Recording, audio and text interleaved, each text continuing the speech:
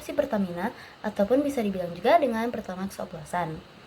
Dari source dan penyelidikan saya mencari informasi dari Kompas TV, Kompas Nasional, Hadian Times, BPKN Go, dan juga Sukabumi Update. Menurut penelitian saya, awalan dari semua ini itu ditemukan dugaan bahwa Pertamina seharusnya membeli BBM atau bahan bakar minyak yang tinggi kualitas seperti Pertamax dengan RON 92, tetapi ia malah membeli BBM dengan kualitas lebih rendah seperti Pertalite dengan RON 90. Namun ia campur agar bisa mencapai RON 92. Kalau kalian bingung, RON itu apa sih? RON itu atau yang disebut Research Octane Number adalah standar untuk mengukur stabilitas bahan bakar dan kemampuannya untuk menahan tekanan tinggi. Masyarakat Indonesia sangatlah rugi secara finansial dengan dugaan periode 2018 sampai 2023. Sekitar 7 orang di Pertamina dan pihak swasta pun menjadi tersangka. Dari Kejaksaan Agung, mereka mengira kerugian keuangan negara setelah ini adalah 193,7 triliun. Banyak sekali bukan? Bayangkan kita sebagai konsumen membayar lebih mahal untuk kualitas yang lebih rendah.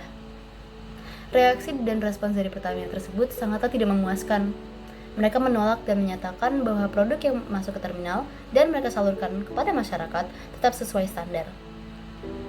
Dari masalah ini, pemerintah termasuk presiden pun mengatakan kalau mereka akan menyelidiki kasus ini lebih lanjut dan melakukan penegakan hukum. Berdasarkan penelitian saya, BPKN menyatakan bahwa mereka akan melakukan pengujian sampel terhadap Pertamax yang sedang beredar dan juga memanggil Dirut Pertamax. Jika ini tidak segera diselidiki, negara ini akan semakin rugi dengan jumlah korupsi lain yang sudah terjadi.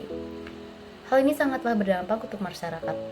Dari Kejaksaan Agung pun sudah menyatakan bahwa mereka melakukan pemeriksaan saksi sebanyak 96 orang, 2 orang ahli, 969 dokumen, dan juga barang bukti elektronik sebanyak 45 unit. Mereka pun menemukan lokasi pengoplosan tersebut, dan lokasi itu ada di orbit Terminal Merak, Cilegon, Banten, sebagai penyimpanan oplosan tersebut. Dan asal kalian tahu, itu pun baru salah satu dari lokasi lainnya. Isu di atas pun ada kaitannya dengan ketidakadilan. Pertama, ketidakadilan itu apa sih? Kenapa itu penting sekali untuk dibahas? Jadi, ketidakadilan itu bentuk perlakuan tidak adil kepada seseorang. Hal ini sangat penting untuk dibahas agar kita tidak menormalisasikan diskriminasi. Ketidakadilan di Indonesia terjadi dalam berbagai bentuk seperti ketidakadilan hukum, ketidakadilan gender, ketidakadilan sosial, ekonomi, dan lain-lain.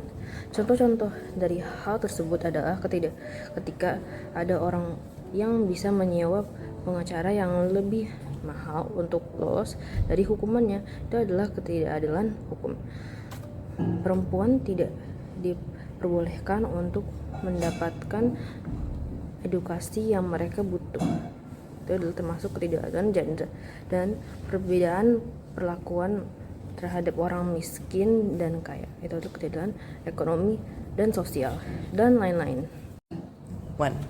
Korupsi termasuk sebagai ketidakadilan sosial, dan ekonomi. Ini termasuk ketidakadilan sosial karena yang seharusnya digunakan untuk kepentingan umum malah digunakan untuk kepentingan pribadi. Hal tersebut bisa membuat struktur negara yang rusak dan menormalisasikan berbohong. Korupsi juga merugikan kita sebagai masyarakat karena menurunkan ekonomi negara dan juga memperkaya orang yang melakukan korupsi tersebut. Uang negeri bisa habis dari kepentingan dirinya sendiri, dan rakyat pun kehilangan manfaat dari pajak dan sumber daya negara.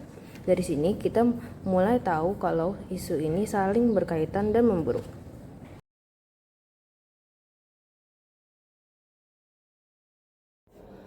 Pembakaran bahan bakar fosil, khususnya bensin untuk kendaraan, menimbulkan dampak signifikan terhadap masyarakat dan lingkungan.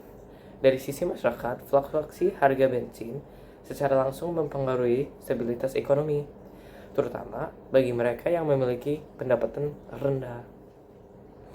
Selain itu, emisi gas buang dari kendaraan bermotor merupakan penyebab utama polusi udara yang dapat memicu masalah kesehatan serius seperti penyakit pernapas dan jantung. Kualitas udara yang memburuk secara langsung mengurangi kualitas hidup di wilayah perkotaan padat. Secara fundamental, ketergantungan pada bensin menunjukkan sebuah model yang tidak berkelanjutan. Sebagai sumber daya yang terbatas dan tidak terbarukan, minyak bumi dipikirkan akan habis dalam beberapa dekade. Hal ini tidak hanya memicu kekhawatiran akan krisis energi di masa depan, tetapi juga mempercepat perubahan iklim global yang dampaknya mengancam keberlanjutan lingkungan dan kesejahteraan generasi mendatang.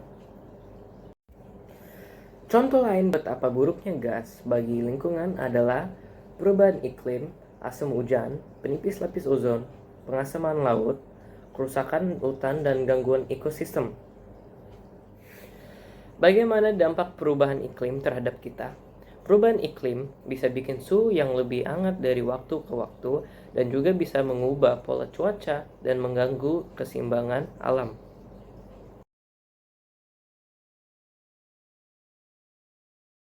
Jadi teman-teman, kita mengaitkan video ini dengan cerita Butet Manurung di film Sekolah Rimba. Seperti ini.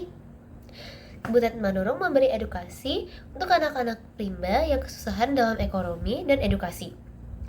Kaitannya adalah ketika alam dan hutan yang dimiliki suku rimba itu ingin dibeli dengan cara membohongi mereka dan memberi harga yang lebih murah tanpa diketahuinya. Butet Manurung pun sangat berjuang dan bersemangat untuk membantu anak-anak dari rimba. Jadi kita semua membutuhkan semangat dan usaha seperti Butet Manurung. Halo teman-teman, terima kasih sudah menonton video ini. Kami ingin meminta maaf dulu kalau misalnya ada salah kata atau salah informasi. Jadi sebelum penutupan, mari kita memperkenalkan diri. Nama saya Maita. Nama saya James. Nama saya Niko. Dan nama saya Lika. Kita semua dari kelas 9 dan 10 Aruna dan membuat video ini untuk Summative Bahasa Indonesia. Kami harap kalian semua sudah mengerti dan menyukai video ini ya. Ya, semoga kalian semua suka dan mengerti kalau korupsi dan ketidakadilan itu tidak baik dan tidak boleh dicontoh. Terima kasih sudah menonton video ini.